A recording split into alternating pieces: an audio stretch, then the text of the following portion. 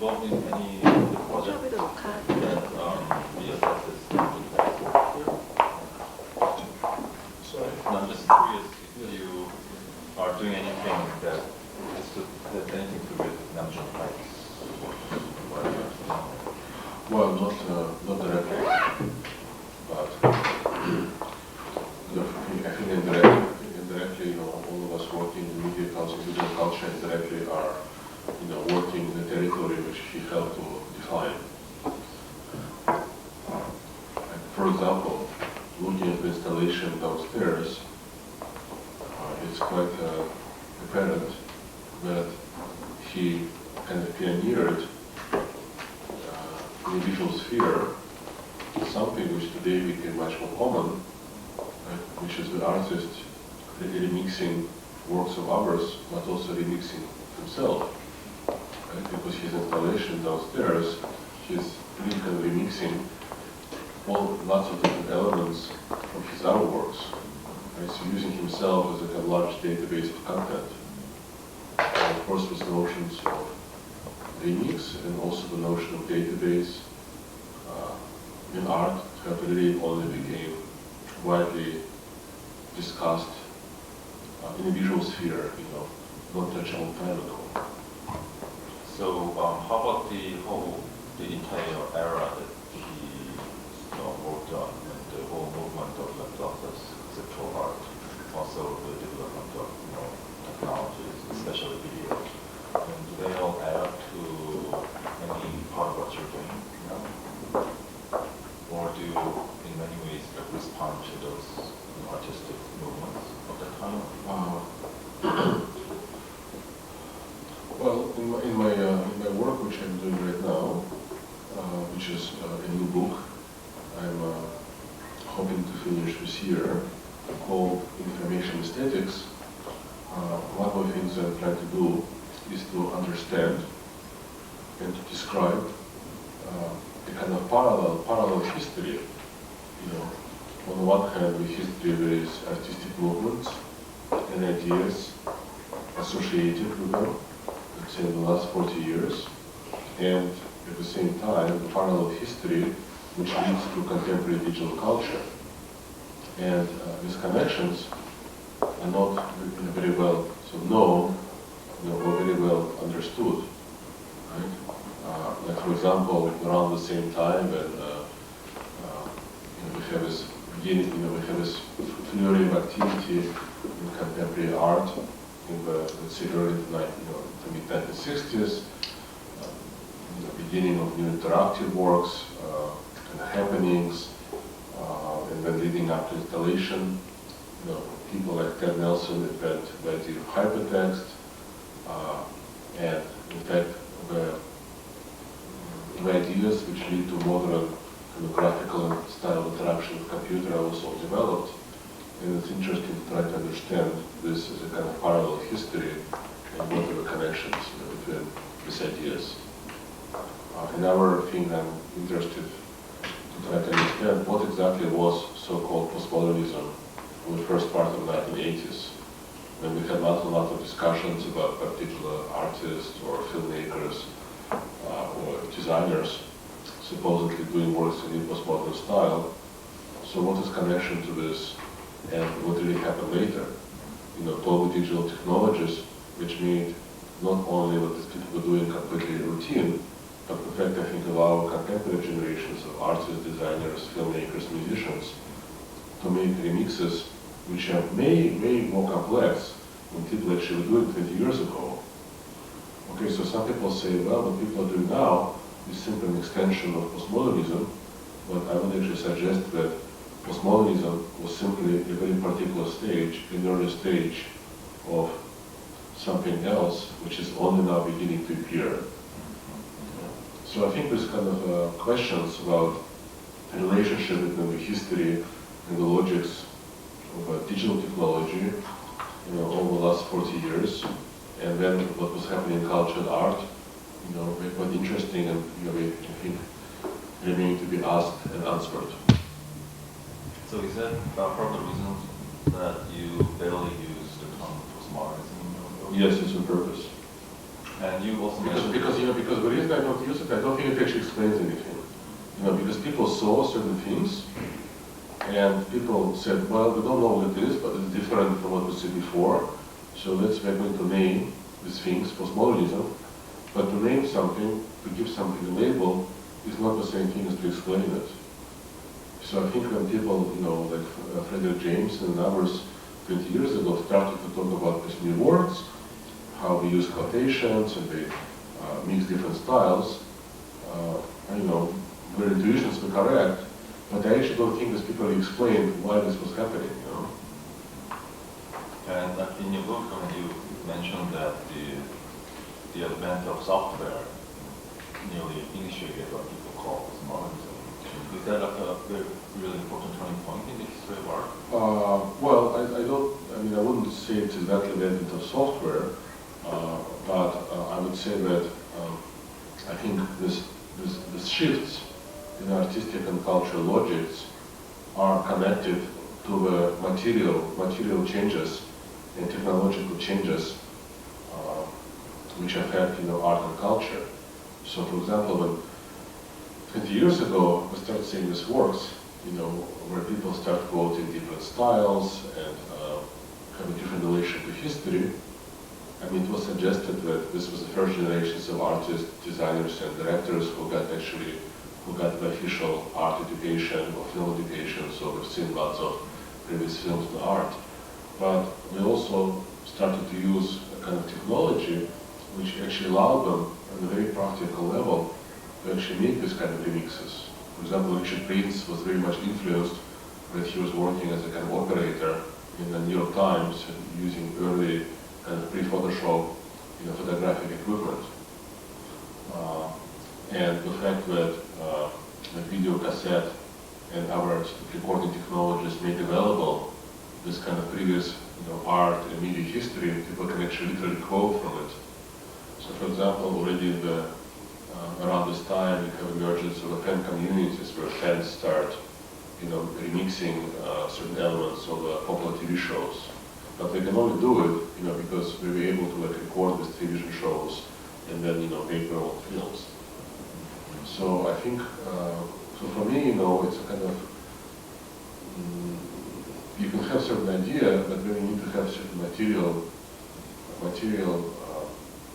conditions for these ideas to actually be realized and also to be realized on a large scale. I'll give you another example, right? So, for example, we know that in the last 10 years there was a huge shift in terms of how artists, designers, architects imagining three-dimensional forms. Right? There's a big shift from perpendicular kind of geometric forms of modernism to curved, kind of anthropomorphic, kind of globy, right, soft forms, which is what you see if you go to any architecture schools, any architecture competition, if you open any architecture magazine. Well, did this happen because architects were reading, Derrida, Lyotard, and Deleuze? Maybe, but what the architects are using every day, they're not, you're not reading Deleuze and then saying, now I'm going to draw something. We're actually using particular software. And I think it's very easy to see that it was a use of this particular software, which in fact had more of an intellectual effect on how people started to think about architecture and then resulting aesthetics. So it's not just the technology, it's also something which really enables and makes possible different kind of different logics of how we understand form, image, meaning, and so on. So if you were to name like artists, like after the advent of software, who really influenced you or influenced the art world, whom would they be? You talk so much about this masters of modernism, like Berthold, but are there any figures? I see. Like after the advent of software?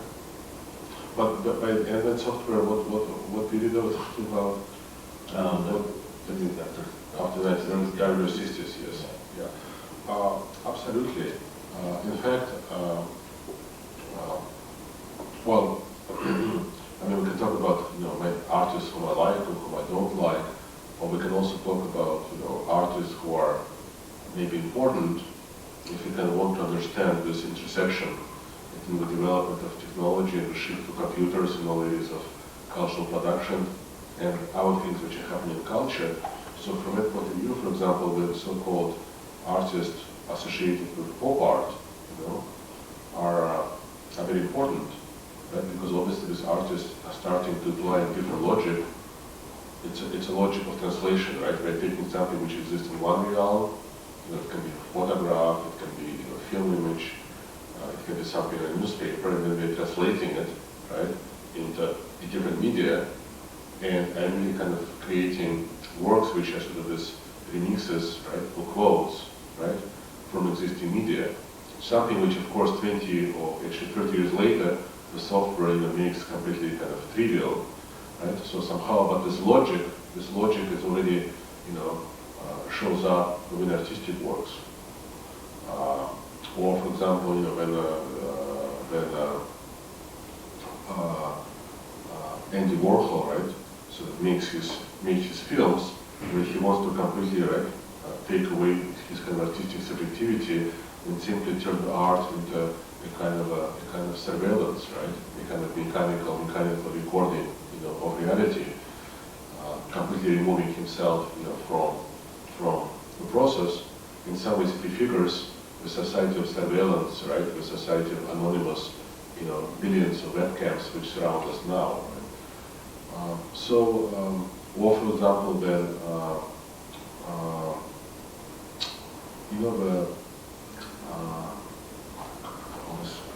sometimes difficult with names. Gerhard Richter, Richter. So he moves from Germany, right? He moves from Germany to West Germany, and you would think that he would start doing some kind of expressionistic, works to show that he's free and he has artistic subjectivity. Instead, he starts making, right, this kind of copies of photographs, and he also starts making this project called Archive, right, which is his collection of thousands of photographs. Where in a way he's basically making kind of database, right? A kind of database from existing media, kind of classifying these things. And of course, these questions are now becoming very relevant because what we find online are precisely, and what search engines allow us to do is to classify, reorganize, and kind of database the existing media.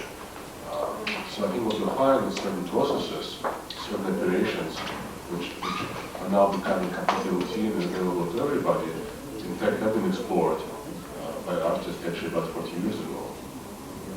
So that's just one example, also connection.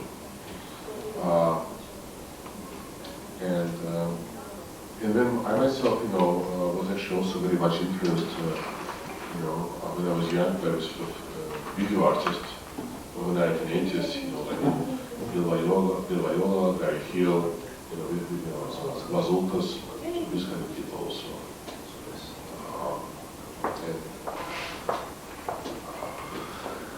How would you characterize their works? What parts of their work influenced you?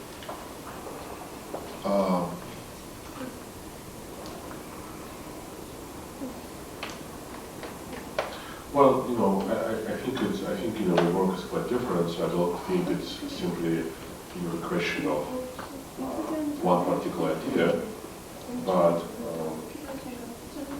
it's simply the case that when new recording, communication, and presentation media became possible, and I think as people were kind of really trying to figure out, kind of what to do with this media. And in particular, since I grew up as a visual artist, and of course I was also very much interested in what kind of image can we create today, and what kind of images really characterize our time. Since I think these people really, were working on particular kind of images and differently visual aesthetics, I think it became kind of important to me. For example, I think about the early work of Bill Viola. Or for example, again, Bazookas, of course, the fact that he's really starting to treat, the images as a kind of algebra, kind of really. But ultimately, to be honest, what really influenced me the most was around 1982. I saw first example of international computer graphics, and I think I somehow immediately realized that in fact we have a whole new media, which is now going to be available to us, and maybe one day everything is actually going to shift to computers, although I probably didn't realize how big it's going to be, but maybe intuitively I already kind of have this understanding, you know. But in general, I think if we're talking about contemporary art, you know, I think that I don't really differentiate where the creativity comes from. And from that point of view, I say for me, like the development of music videos as a genre, and what MTV is at least as important as a lot of contemporary art. Or if you look at the work, for example, done by computer scientists who are doing research, and then the work is usually published in scientific conferences, but it's never really kind of gets into public eye. Well, you can say, are these people doing something very different from artists? No, they're basically doing prototypes or some interfaces, or sometimes very, very interesting ways in which space and time can be represented. But these works never reach museums or public or anything. But in some ways, they actually are kind of artistic works. So I think there are always areas in our society, where works either are not recognized as part of culture, or they simply not recognized as a part of, as something which should be put in a museum, which for me actually I find more interesting and more new ideas. And ultimately, when I came to New York in the early 80s, I was interested in everything. And I think the reason I actually somehow chose to focus on computers is I saw the computer culture as being more dynamic as academic culture or artistic culture at the time. But it was something unpredictable, uncontrollable about it. And I would say, 20 years later, I still have this feeling that I see kind of new ideas, and I'm simply somebody who's really hungry for new ideas, and the art world just never satisfies me, enough. Just there is not enough new ideas or new paradigms happening fast enough for me. Whereas in technology, you definitely have a lot. So for me, this is really my art world.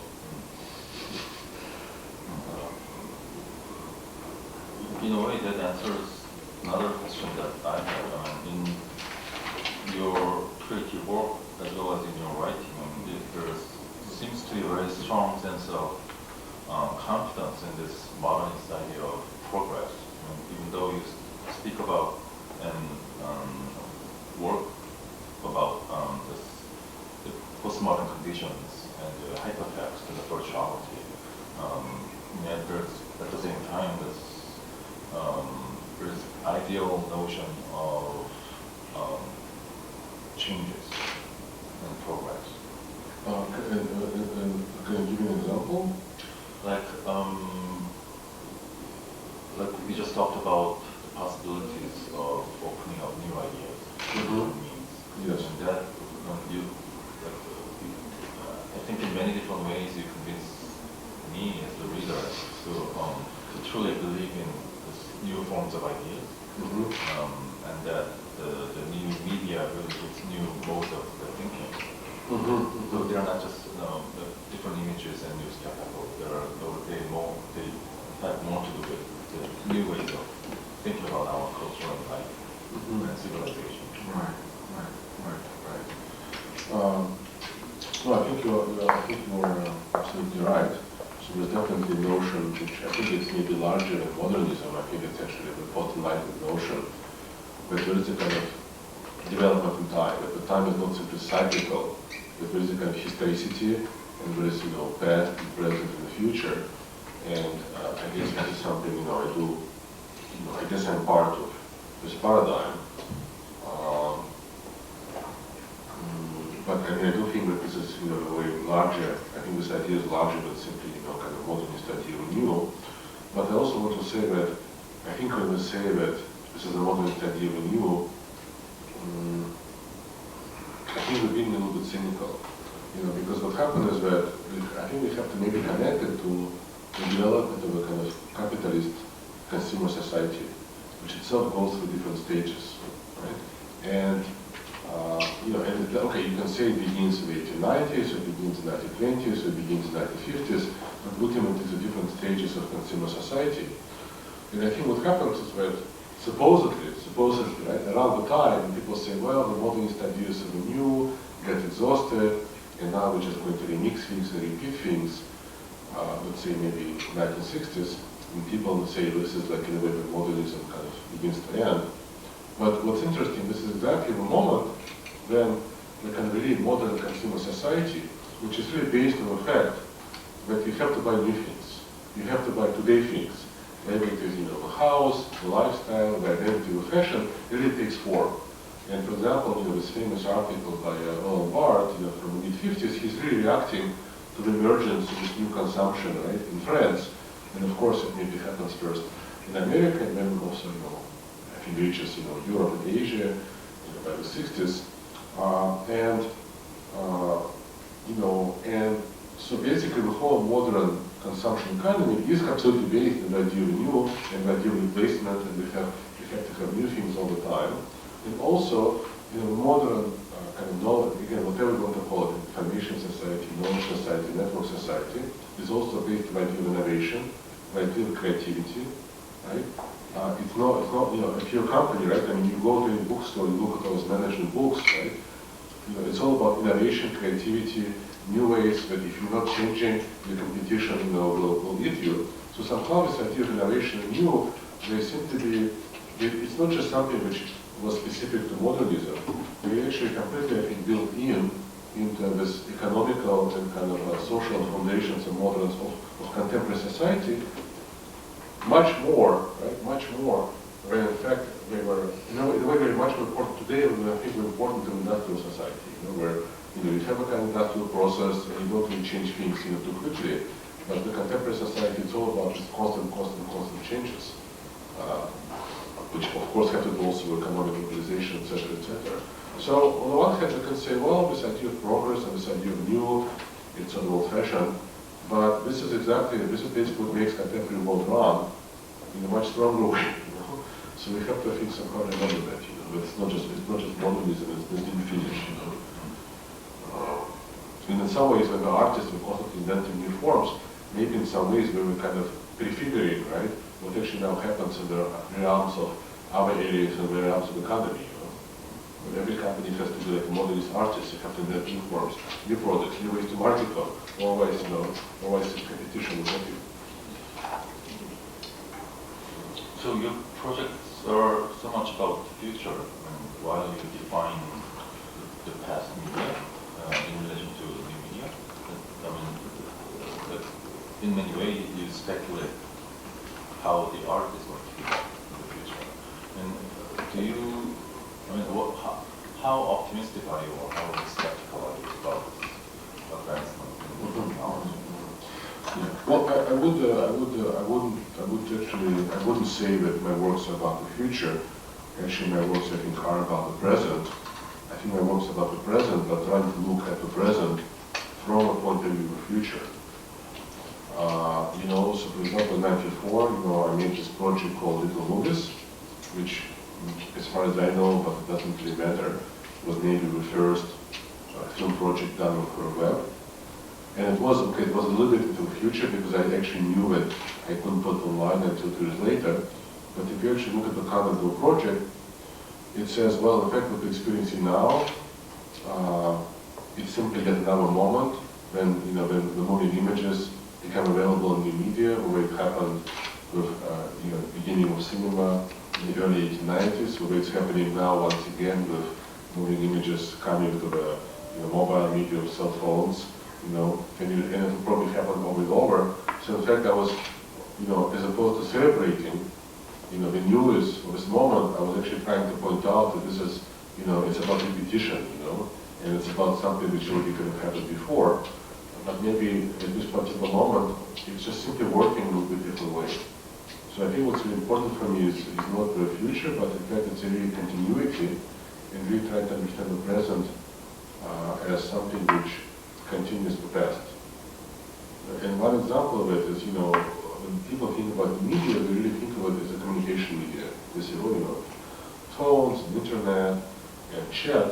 But for me, it's also a representation media. So the reason I'm concerned with so-called media or computer media is very simple. you know, the humans always had some media which we used to represent themselves, to make portraits of themselves, portraits of, you know, their loved ones, their ideas, their society, their memory, their history. You know, we use, you know, frescoes, we use oil painting, we use photography, and now, you know, now we're using computers. And for me, it's absolutely essential and fundamental fact, and I'm simply trying to understand what it means and how this shift is really affecting what kind of presentations we're producing now as a culture,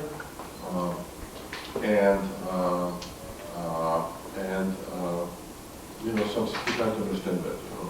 And it's not something which will happen in the future, so it happens already now. You know?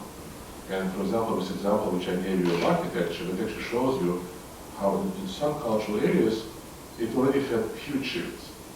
But in other areas, we're using this new media, but the kind of, you know, the way we construct the presentations, you know, is actually kind of continuous what we had before. And it may change, it may not change, and we have some kind of hybrids, but things are kind of mutating in all different areas of culture.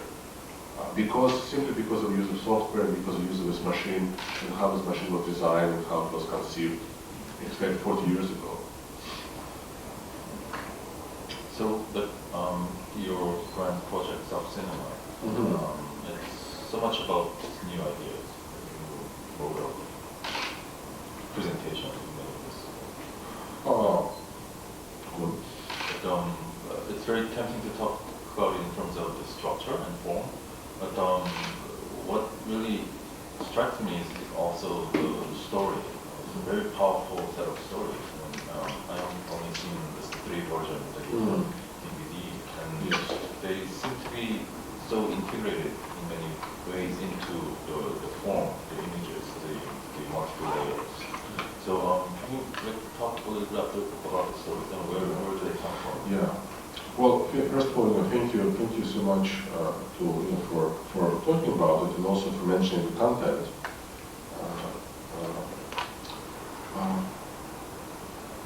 You know, I can give you all kinds of rational explanations, you know, like where this comes from, how it connects, but of course, I hope that what I do as an artist is not simply a kind of a illustration of my ideas, but in fact it is driven by certain intuitions, because ultimately for me art, it's a different way of communication than all other means of communication we have, and that's why, you know, the humans invented it, and that's why we need to have it.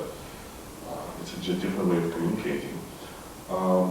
But I think the stories are my attempt to sort of reflect on and understand, you know, a particular time we live in, and how do things which already have, you know, very obvious names, such as, you know, globalization, you know, are affecting us. So what does it mean for people who have, you know, travel a lot, to go online, to have relatives in different countries, to have assignments in different countries, and a certain sense of fragmentation, right? A certain fragmentation of certain multiplicity of identity is, I think, you know, I try to reflect.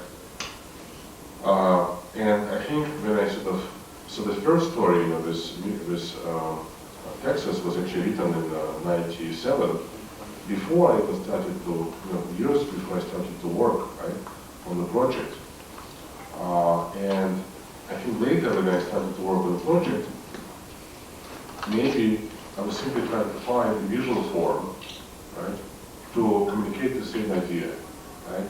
To say, okay, how can we represent the kind of subjectivity of somebody living, you know, in 2001 as opposed to somebody living in 1901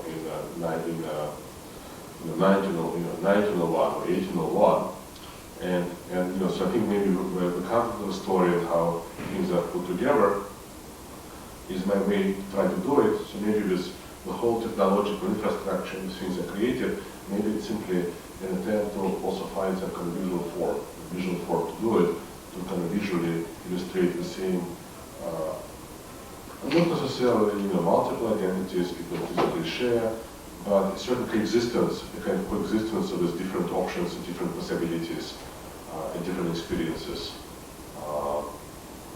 today, which is, let's say, different from some kind of stream of consciousness, you know, used 8 years ago, or some kind of kind of collage used 40 years ago, right?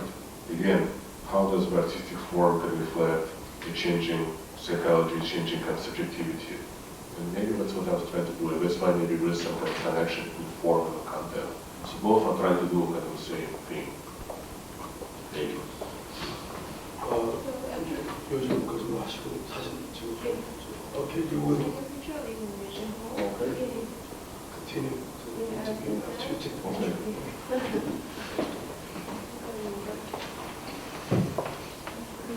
여기 계시고요. 여기 project now, and it seems to be a project that's still evolving and changing. Yes. Well, so we're kind of working with for years and having a couple of exhibitions. And so this year I'm taking a little break from media production, which is very demanding, to finish a couple of books. And then we want to continue. And one of the things which I want to do in this project is to kind of explore this image format, right, which consists of multiple frames. And of course, it always happens when we actually started to work on this in 2002. We just had a couple of examples in mind, which came before, and I think since then it really became quite a commonplace on television, although quite often used in a more decorative way. But what we want to do is we kind of want to develop, the next generation, where you don't just have 4 or 5 or 6 frames, which are always inside the rectangle, because I was actually criticized for it. People said, well, why do you stick to this kind of modernist rectangle? And maybe people were right. But I can imagine that the images can grow and multiply, and maybe it starts with one image, but after a while you have dozens of them, and they can sort of exist in all kinds of configuration. Like I can imagine a kind of tree, right? A tree of different images. And that's one idea. The second idea is to again have a very, very large display, again made from actually hundreds of different images. And to that extent, what I'm inspired is a very common setup today. I mean, if you go to Google and you go to image search and you type control room, you hit the return key, you're going to get hundreds of images, which are all types of control rooms. It can be video editing room, it can be surveillance room, it can be military operation room, it can be space flight room. But we all have in common is we have a lot of people sitting in front of our individual screens and then looking at the big screen, which is made from lots and lots of small screens, which is basically showing them information about particular process, particular event, in a particular situation. So this is a very kind of common interface, which people really use today in all kinds of areas of industry, military, etc. And people hardly use single images anymore to represent reality, right? So I somehow want to say, well, how can we actually, catch up to that? Because ultimately, one of my concerns is with techniques of representation, and it's interesting that outside of the realm of culture, cinema, people use this multiple media, multiple screens, multiple types of representation. We can combine photographic images, 3D, data visualization, text. So it's really multiple means of representation. To give information about some event, some process, which we're trying to control, right? So I kind of want to try to do something like this, as a way to create a narrative. Multiple screens, multiple means of representation. So to that extent, your film becomes like a military commander. Having multiple screens, multiple windows, multiple means of representation at his disposal. Of course, we have been some artistic projects, in that direction already. Well, what's so interesting about this multiple layer or multiplicity. Is that even though you deal with this set of limitless possibilities, open possibilities, and you create text that opens up different possibilities, and yet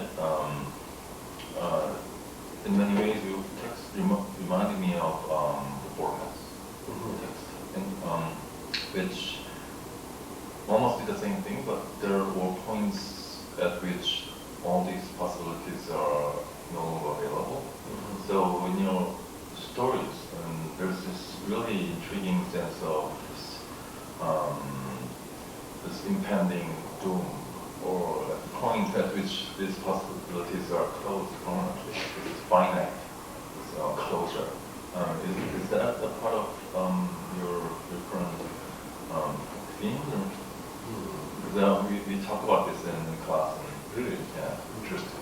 You're talking about that at the end, there is a kind of end to the story, and things somehow come to some kind of closure. Right. I mean, we saw it in Texas. Yes, your although of course, yeah, there's definitely a sense of doom, although you don't really know exactly what. I think what also happens, actually you're absolutely right, but at the same time, both in the Texas story and in the Mission Turf story, what happens at the end is ambiguous. I mean, something is about to happen, or something's happening, but you actually don't know exactly what is happening, you know. So I try to leave it a little bit open. So it's not completely that, I spell out, what happened. Well, it's interesting, I never really thought about it, but maybe what I can say is that I always was very kind of suspicious, about the idea of hypertext, which incidentally we should clarify that when Ted Nelson, person usually associated with the idea of hypertext, when he can come up with this idea like around 63, 65, he wasn't just talking about hypertext, he was actually talking about hypermedia and hypermovies. This idea that you have this infinite universe and you kind of connect everything, right, in this infinite number of ways, which is also what you find a little bit with Borges.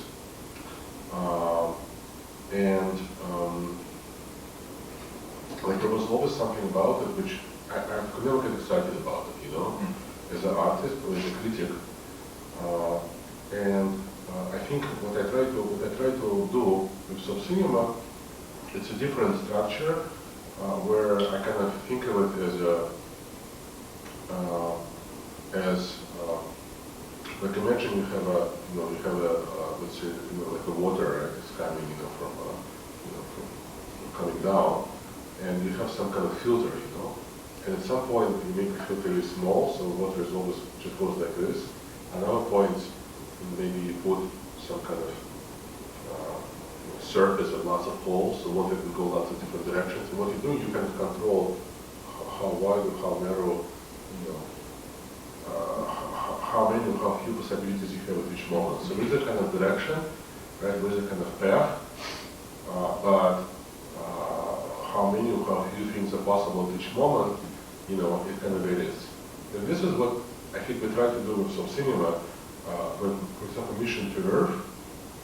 The way we can use the system is there are certain moments where every time the film plays, you're always going to see the same image. And then there are other moments where, in fact, the computer chooses from lots of different possibilities. And I'm not sure exactly why, but I think somehow I kind of felt, more attraction to this kind of structure. So it's not a classical linear narrative, but it's not classical hypertext. It's really something else. It's almost like you can navigate in a particular space, but you're not randomly navigating. You're actually moving through the space in a particular way. But it's almost like you have not one eye, but sometimes you have one eye, and other times you have 20 eyes to look around you. And maybe this is also a little bit how human life is organized, because on the one hand, you can, at every point, right, you can go to lots of different directions. On the other hand, there are a certain linear narrative, such as, your age, your body changes, which in fact there is also a linear narrative which can move things forward,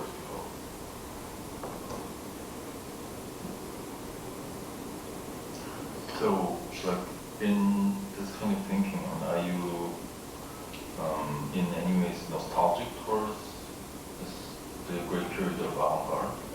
very tough intense time?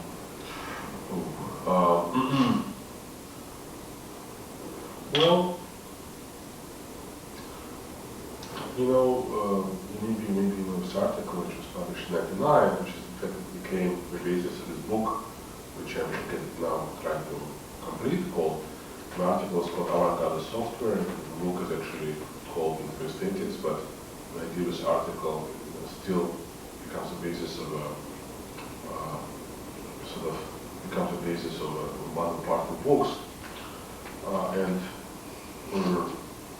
the book suggests, one of the things it suggests, that today's cultural innovation, one of the places in which it happens is around the development of software, which is basically development of new tools to access information, to work with information, to manipulate with information, and also new ways to create hybrids out of existing media and add new media forms.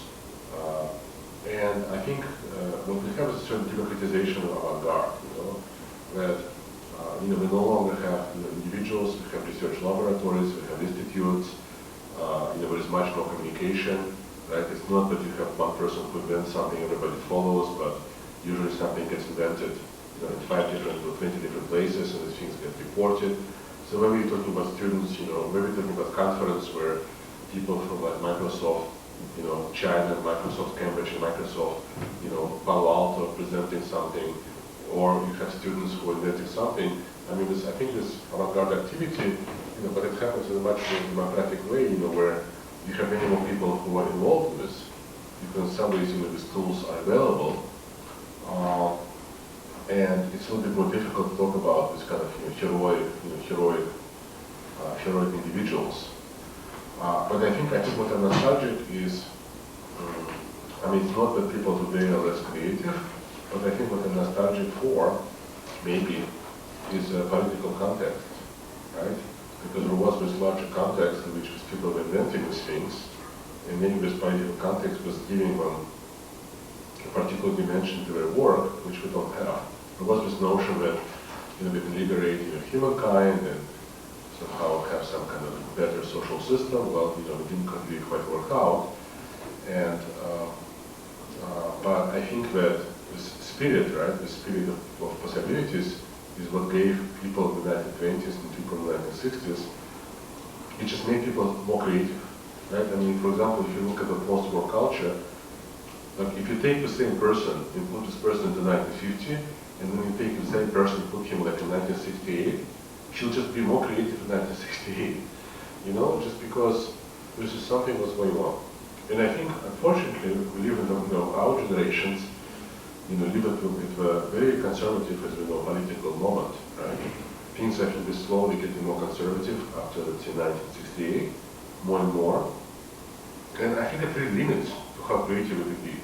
And that's why we have this amazing technology, and we can invent new media, new tools every day, but we don't really know what to use them for, So we all kind of so ultimately I see my work, I said, I'm going to help people to invent these tools, and I'm basically to help them to prepare for the next moment when things open up and people can actually start using these tools for something meaningful. Whereas what we're doing right now is just, really like almost like a technologist, like I'm basically like preparing editing suite for a moment which will hopefully come, and somebody will come and somebody will start editing the film social reality and actually making different film, But there's something, there's something very conservative, decadent, and kind of a little bit dark about our times, which I think limits to sort of what we can do, actually, unfortunately. And I think we definitely see it in the art world. Anyway, so maybe this is where the darkness comes from. So do you feel the same way about this art scene of today? Well, the art scene is, of course, right, there's always going to be interesting individuals, and there's always going to be interesting people, and there's always going to be, exceptions, and there are plenty of them. But I think one of the things we saw in the last 2 years, and it's been going on already for decades, but I think it's intensified, is really professionalization, right? professionalization of art scene. If you're an artist today, you go to you get one degree, then you get another degree. At least in America or in England, you have to go to particular art schools. There's a notion of career. You have to have particular kind of exhibitions by particular age. It's like almost like right. You have Biennales, etc., etc. And I think when things get so formalized, something is lost. Like basically, I mean, yes, very interesting artists, very interesting projects, but I think we have to face the fact that the art world became like academy. Things became formalized, and the kind of moves people can make become very kind of prescribed, right? But people can do lots of stuff, but there are particular templates. And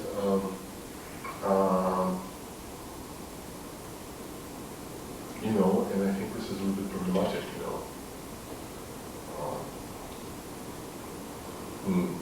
But also, I guess, if we simply say, where do the new ideas in society come from? Well, there are lots of new ideas which come from science, right? And there are new ideas which come from technology. I don't necessarily see new ideas coming from art. What I see is people interpreting these things and making fun of science, making fun of technology, making fun of society, making fun of politics, and making lots of jokes. But ultimately, I got the job, but give me something else, And I don't see it very often. I see it, but not very often.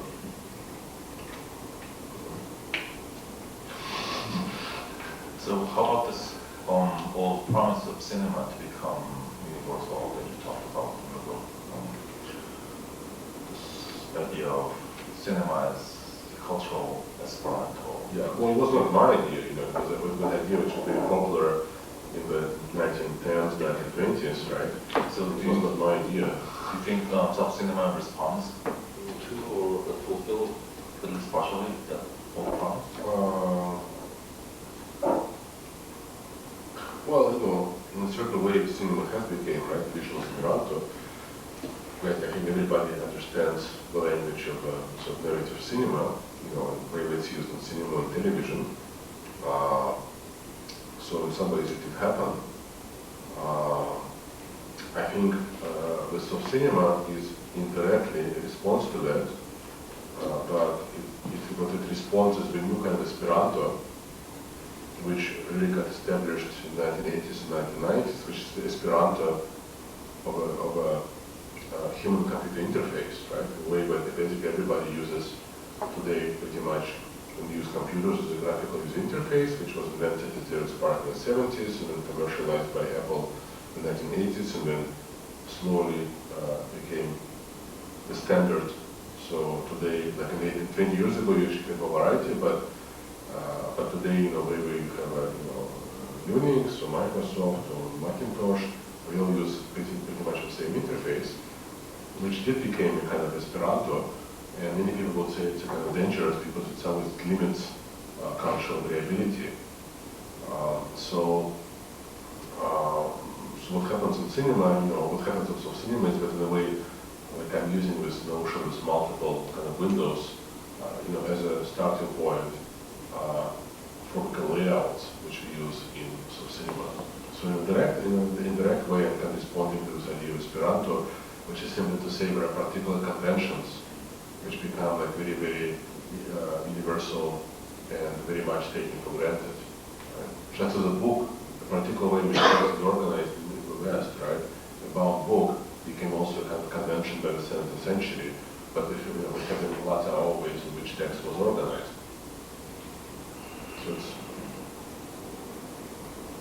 you wrote on a number of occasions about the fall of the Soviet Union, and you were probably staying in the States. Did that really influence you as an artist and writer and critic? Well, I hope it influenced everybody else. Don't mind about me. I mean, definitely, of course, if you go to Europe, I think the topics of Eastern Europe and obviously what's happening right now, and the way, the way, of course, after all these countries join the EU, I mean, these issues are discussed a lot, and we are part of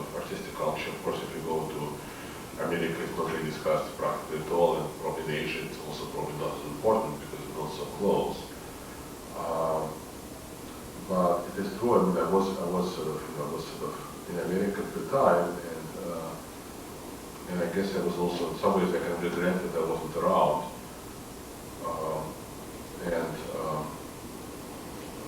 But I guess I was kind of preoccupied with our fall, and our evolution, which is, we shift from analog to digital media, which was actually quite exciting. But beyond that,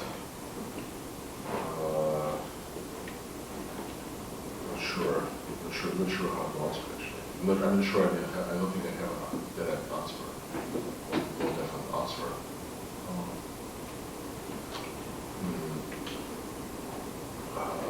But I just spent 1 month this last August in Moscow, and it was very, very interesting. But I promised myself I'm not going to do any projects. I'm just going to observe. So I haven't done any projects. I wasn't very productive, and I think next time I'm going to go back. But again, I'm trying not to make any project, just to observe, and I'm sure it will influence me in some ways. I mean, obviously affected how I understand the whole global matrix, and how, let's say, the way Russia is, responding to contemporary cultural dynamics is very different, for example, than Europe or China or America. Things work differently there. So it was very interesting to see. The sense of in-betweenness seems very important, writing, and what occurs to me now is what you call the global matrix, and also there seems to be a very strong sense of Russianness, if I may put it that way, in your visual work. Mm-hmm. So do you deal with this question of the Russian identity in the usual ways of thinking about your own approach to your work? Yes. Well, for me, this Russian identity, quote unquote, I think it has to do with a different kind of images, because when I was growing up, all the colors you see is kind of gray and more gray and then sometimes red and then more gray. And even before I went to the West, so to speak, I obviously had access to some Western media, and I think I saw already that the kind of visual culture you get in the West, or this, and actually West I think will include Asia in this case, was very different, right? Lots of images, lots of colors, a certain kind of flat juxtaposition of images. But in some ways it's difficult to go behind the surface, because the surface is just so infinite and so kind of powerful. And I think when I came to America, one of the reasons I didn't really become a full-time artist is I really have difficulty, I think, kind of giving up this old, more intricate, more monochrome, more spatial image with something which is sometimes called East European surrealism, the kind of images I used to make. I still continue to make these kind of images even 10 years after immigration. And I think obviously with of cinema, it's actually kind of very conscious and a very kind of systematic embrace, right, of this official kind of contemporary visual culture with its kind of prettiness, right, its kind of cuteness, it's kind of which of course is also made possible by all the digital technologies, right? The images which surround us today are more pretty, more subtle, more nuanced, and more seductive than what we had 10, 20 years ago, because all the images are put through kind of plastic surgery or Photoshop, After Effects, and all these other digital tools, right? So to that extent, there is also an interesting connection between the development of the digital tools, and the next stage of consumer capitalism, right, where the image becomes even more important than the object, when, let's say, Badria analyzed this, 30 years ago, or Bart analyzed this, 40 years ago. So somehow digital tools are completely, enable, right, this production, this very kind of seductive, subtle, multi-layered, kind of perfect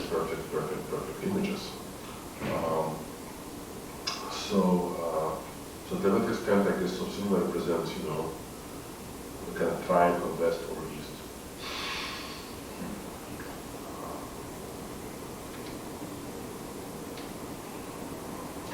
Did you come up with the theme of the video art biennial? Sorry? Did you come up with the theme of the video biennial for this year? Well, the theme was arrived, you know, collectively by curators and organizers, and the theme is dual realities, and which I think, you know, can mean different things to different people. And the curatorial team is still in the process of, you know, discussing it and analyzing it. But my own interpretation of this theme is that when digital culture really started to first capture the imagination of people in public media and mass media, let's say 10 years ago, I think people tried to understand it in terms of this really kind of simple binary opposition, such as physical versus virtual. You know, everybody talked about virtual space. Well, I think today, 10 years later, the digital culture has become, you know, a reality, right? You know, we don't use cell phones, we don't use laptops, so most of us, you know, let's say, especially in places like Korea, obviously, young people play computer games, and also young also. And, you know, and we all use, you know, search engine as the one of the main interfaces to cultural or any kind of content today. So all these things will become reality, and I think, and for me, the term dual reality means that we can't anymore. We can't simply use any single binary opposition to understand the more complex, the more nuanced, the more kind of hybrid reality in which we live, where physical and virtual, you know, images and information, offline, online, private and public, all the different oppositions are creating constant kind of hybrids, are creating various remixes, and are connecting in an endless kind of subtle way, right? So it's not simply that, you know, physical versus virtual. It's not one dual reality. It's many different dual realities. And to me, this term actually is a pretty good description of what happens when the, you know, cyberspace, the virtual reality, all these things actually became part of our lives. And what we find is a more complex and actually more interesting interplay between different realms than I think was imagined 10 years ago. So for me, personally, you know, my hope is that Biennale will be able to kind of address this complexity, you know, in a kind of, you know, and in fact to explain to people that no single opposition is sufficient to actually understand a particular moment in which we're living. So is the fact that you're doing Actually learning, I think, you know, what exactly is happening here, how is it different, how is a particular remix, how is a particular hybrid which exists in Seoul 2006 different from what exists in other places. And I think as I'm learning this, I think it will affect what I come up with. But I think that my general understanding of this film is already affected by this, what I know about, you know, Korea, what I know about Seoul, that people don't simply escape into virtual worlds, but you know, this virtual world, so to speak, are completely kind of coexist with, right, the physical world. You know, you're walking around, you're looking on your cell phone, you're popping into some PC room to play some computer games. You know, when you go back into a physical space, you know, you get some email or some message which tells you about your score while you both continue playing, right? So I think what we see, you know, in places like Seoul in particular, where the virtual layer is very prominent and very thick, is that this layer doesn't exist in isolation, but in fact it actually coexists in a very kind of intricate, you know, very kind of real way with a kind of physical layer. Right? So in fact my understanding of this idea of dual reality, it comes from my knowledge, in my very limited first-hand knowledge, but also sort of like let's say, indirect knowledge about how these things function already in places like Seoul.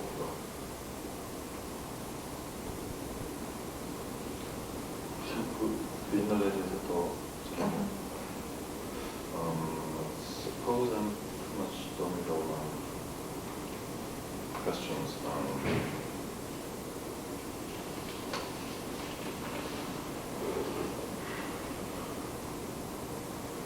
So how often are you gonna come to Seoul?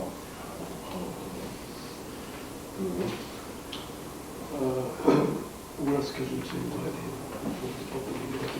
it's due to his tight schedules. Definitely he'll be here. Well, I'll be definitely here in October around the opening, and I guess we'll see what happens also before in terms of also our curators and here. How would you describe the prospect, like the future of media or video art? Now, which one of the media art or what else? Video art. Video art, well, video art, you know, I don't know what you mean by video art, but I actually don't know what you mean by video art either. Right, because, you know, I mean, I know, of course, but I just want to point out that, you know, right, if you look at if you go to the contemporary art, you know, exhibition today or Biennale or the Documenta, you know, 80% of what you see are media installations, right? So to that extent, contemporary art, so-called media installation, media art has also become one of the dominant forms of media art. So I think these terms are becoming, you know, increasingly difficult to separate. But basically, in the point which I made already in the language of the media, which was written in 1999, published in 2001, and I'm going to develop this point more strongly in my new book on aesthetics, is that when the new stage in society and culture comes, it doesn't necessarily replace the old stage, they can coexist, right? So it's a modernism, the progress when life still exists today, next to postmodernism, next to Baroque, next to whatever. But I think that definitely, if you look at the sort of realm of technology, art, and culture, right, which is kind of triangle inside which media art as a phenomenon exists, there's definitely a new stage today, which I think you know what I'm going to say, which is the stage of what I would call the software society, the software culture. And when exactly the stage starts, it all depends on interpretation, right? It doesn't matter, it depends if you can make interesting argument about it. But I think this new stage definitely coexists to the so-called media art stage. And for me, this is really sort of in a way the future, which means is this, that the media art in some ways corresponds to the period of mass media, right? Or I would say it corresponds to a transitional period, right? The media art, let's say, in a contemporary sense appears maybe in the 60s, and let's say video art, when we know that the mass society and mass media are already beginning to shift and to change into something else, cable television, the notion of different lifestyles, individualism, all these things appearing in the, all these things appearing in the 60s. So in an interesting way, the media art is some kind of late reaction, right, to this society. And I would say that, of course, people did all kinds of projects, so it's very hard to generalize, but I would say that in general, to me, the typical media art, let's say from the 60s until the 1990s, people still do it, right? It's a reaction to mass media. Right? People are re-editing mass media, they're chopping mass media, they're remixing old media, they're critiquing it politically, saying, well, mass media creates better presentations, right? So for me, this is the general kind of gesture, right? The general logic of media art. And what we're seeing downstairs was very, very beautiful installation in the Chompai. In some ways, it's a kind of very, very typical, in some ways. And I think today, first of all, we have a new kind of reality, which is not simply the reality of mass media, but it's the reality of information, right? It's the reality of multiple media sources, as you know. It's the reality of blogs. It's the reality of data. So we have new generations of artists which are reacting to not just the media environment, but to look at data environment or information environment and try to critique commercial interfaces to information, come up with their own interfaces, interfere, create their own sources, right? But in some ways responding to the information environment the way previous generation responded to the media environment. That's number one. And number two is, again, the media art responded to a particular historical period, particular social period, and particular technological period where the logic of mass society, mass ideology, perfectly went along with the logic of mass broadcasting. Effectively, you have a single message and you're broadcasting it to millions of people, and the media art was responding to that. And today, let's say we live in a software society where we have new kind of technologies, where new logics, where, for example, there is more sources of information. We can search for information using search engine, which is just one very early example of tools we're going to have. People can sort of mix information in their own ways. You can set up your own RSS feed or your own page where you'll be collecting information from different places, and so on and so forth. So there's different relationship to information and to media because everything becomes software, right? And you can also create different interfaces. You can select what will come and so on and so forth. So somehow the software art or the software, I don't want to call software art because it already exists as a category and it actually refers to very particular things, right? And I want to use this category in a much more broad way. But let's say, whatever you want to call this thing, has to respond and is already responding to this new kind of logics, right? These new logics, which may still use media representations as their content, but which function a little bit differently because of a different kind of technology, right? Because the technology has become soft and lots of different things kind of follow from this, right? But I think this kind of, let's say, the media society and the software society, I think could coexist, right? It's not like one takes replaces another. It's like one thing overlaps on top of another, right?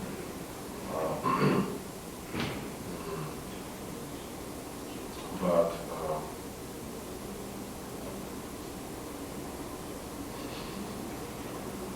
this is a short answer.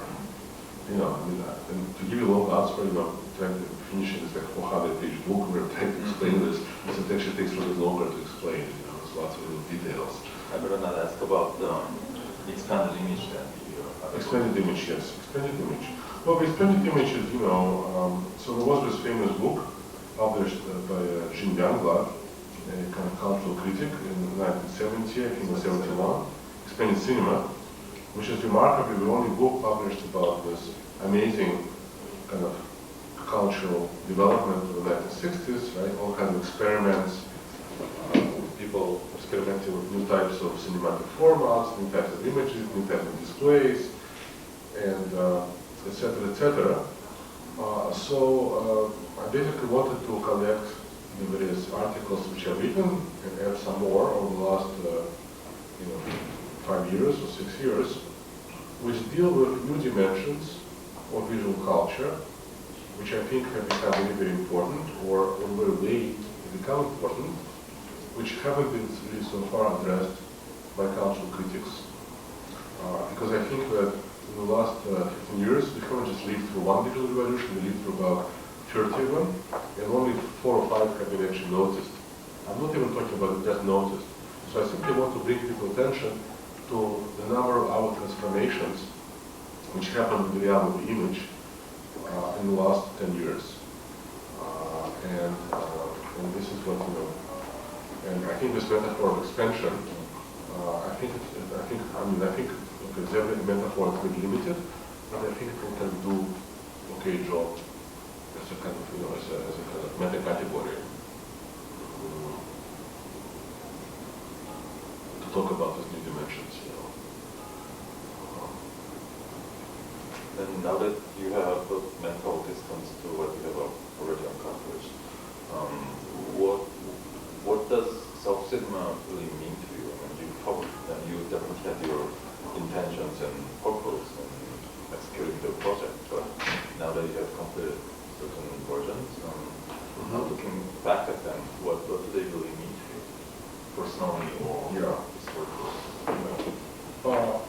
thing which means to me is that, you know, when I get interested in a particular topic, somehow the way I research it, is of course I look at what other people do, you know, what scientists do, what artists do, but I also, you know, I have to make my own project in this area, and that becomes absolutely somehow central for me to really understand it. So what I'm, for example, seeing now is the fact that I spent 3 years working on this project, which involved making a database, creating a system which algorithmically edits films out of the database, working with different, you know, very talented artists and designers who contributed different elements. For example, did some information visualization from this database. I mean, this experience has really enriched my actual understanding of how all the different areas work. And I'm finding that, you know, this book I'm working on now, I probably wouldn't be able to write anything I'm writing if I didn't do really this project. You know? So that's one consequence. The second consequence is, I think that, and this is a kind of question which is actually difficult to answer, but I think it's a question which is, I think many other artists who work with really complex software systems, I think sometimes ask themselves, because I mean, I had a similar conversation with some younger students or younger artists. I mean, you spend lots of time, you know, working with the system, and then at the end you say, well, was it really worth it, right? You know, because maybe if I wanted to communicate certain content, I could have just sit down with like Final Cut and just made a film. And was it really worth it spending all this time, you know, working on a particular system, and was it really necessary, you know? And it's a kind of hard question to answer, you know. In some ways it's kind of impossible to answer. But what I have discovered, and I only discovered this at the very end when I was making this DVD, I actually kind of got an answer, which is very surprising.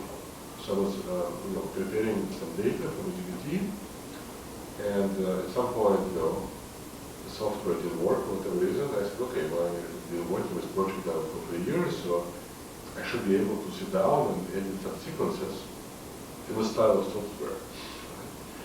And I tried to do it, I just couldn't do it. So whatever I was editing, whatever sequences I was putting together out of my images, they looked much more predictable, and much more familiar, much less surprising than what software was generating.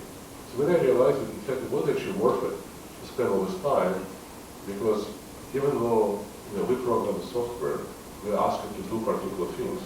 You know, we gave it various parameters, various directions, various constraints.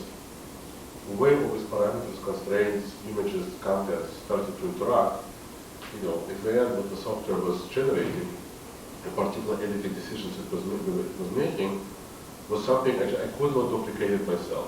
So when I realized that instead the project actually did exactly what I wanted to do, or at least it did something along these lines, which is it created some kind of content which was some kind of combination of my own intentions, my own visions, and the way computer really understood this content.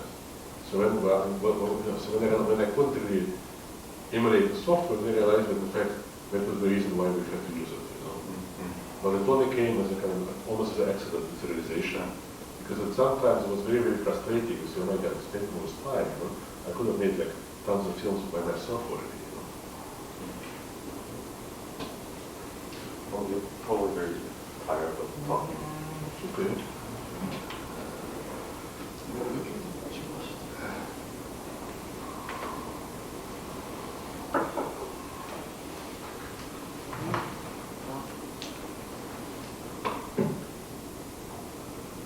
많은 얘기들이 많아졌었는데 마지막으로 좀 활용적인 정리 좀 해주시죠. It's a question that I was very curious about when I first reading your articles. There was this long debate in cinema studies, debate between this Bazanian realism Yes. and Eisenstein formalism. Yes. You had this debate in mind when you were writing about this article. Can you be a little specific about what you had in mind, and how did you really intend to come to some kind of resolution of this debate? Because definitely handle these questions, and especially because any critique of his aesthetics, and somehow it's feeling that they don't oppose to each other in your way. Yes. Well, it's a very interesting question, and it's a very, very big question, so we can start another interview. But in general, I think, just one thing which was somehow always clear to me, that these questions are completely ideological, because, because, for example, Tarkovsky has also very much opposed Eisenstein's idea of montage in the 60s. And again, I think indirectly it was for, just as a bazaar, indirectly for these ideological reasons, because I think we saw that this really idea that the meaning doesn't exist in the images, but the meaning is created completely by the director through a montage, right? It also becomes a license when to go and to completely restructure social reality, to kind of kill people, right? To change their minds, which of course what was really happening in Soviet Russia after the revolution, right? Somehow this aesthetic idea that the signs do not really correspond, even though we come from reality, right? They don't really have an intrinsic meaning, but the meaning can be completely assigned, through an artistic composition, through a particular way of structuring the data, and it's extremely kind of an ideological idea. But I think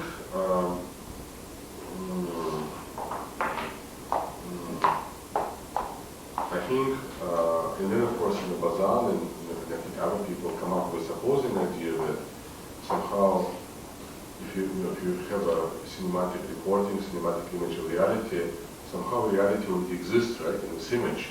It's already kind of present, it kind of fills it with meaning, which is also, I think, a very kind of ideological idea, but what behind it is respect for reality, respect for things as they are, which of course you can also understand after the devastation of World War II, right?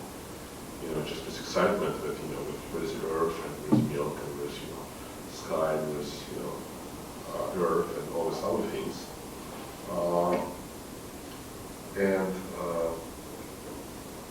Well, I think the way this kind of debates or the way there's different ways to approach construction of meaning, play themselves today and are very, very multiple.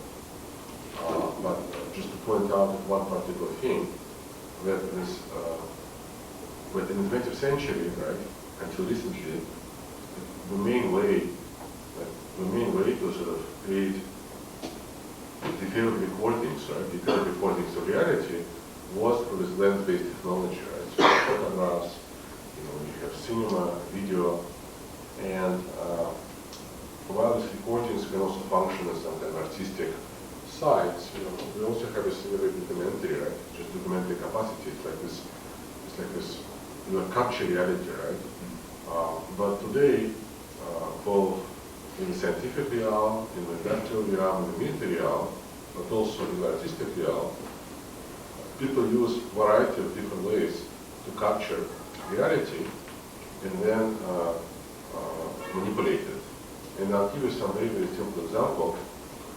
Just because I just finished a long article about it. So, for example, there is a particular process which was developed in the early, between 2000 and 2003 by the company which made all the special effects for the Matrix 2 and Matrix 3 movies, which we call reality capture. Right? So how did we do it? Well, basically the reason we call this universal capture. Why we call it universal capture?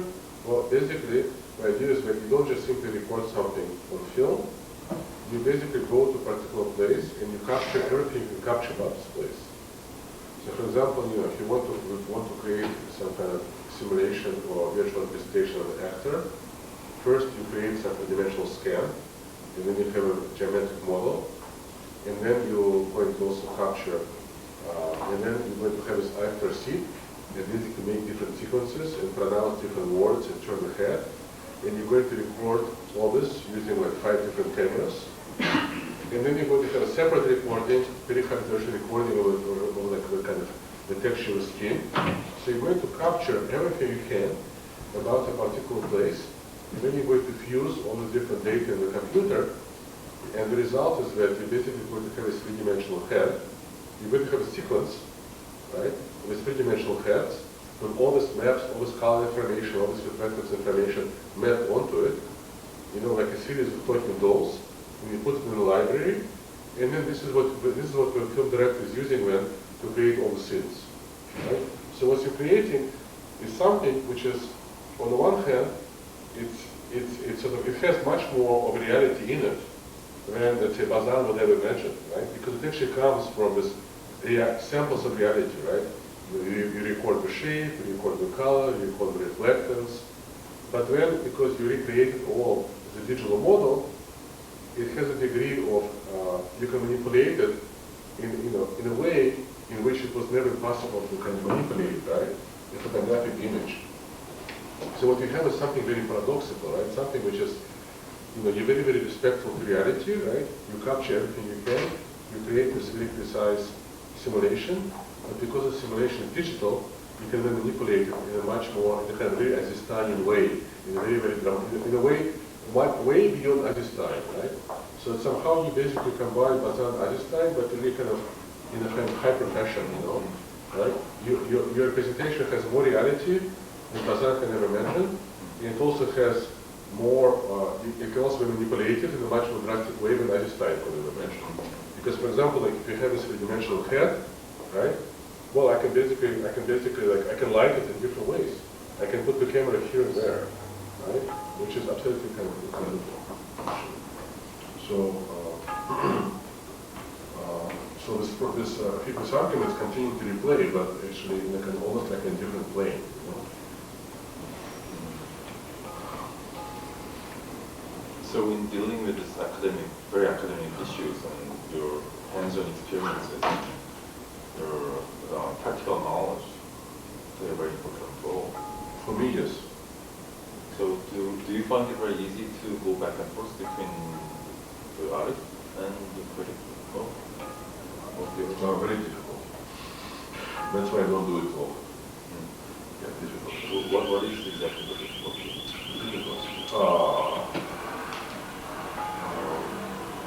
I have a question. Do you have some kind of time limit for this interview? Because I've never given an interview in my life which was more than an hour. We've been going already. I'm just curious. Hour, 40 minutes. Is it going to be a book you're going to publish, or because there's no way you can publish so much in an interview, you know? So I'm just curious. There were like some summaries and maybe 2 to 4 pages in monthly magazine. Okay. Yeah. Because I'm very tired. Oh, okay. Yeah, you don't realize that's the best. Okay. So you give it like 5 minutes.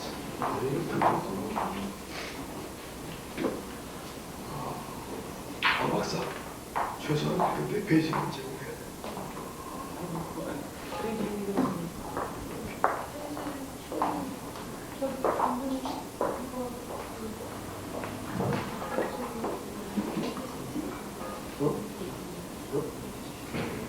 아까 다 했지.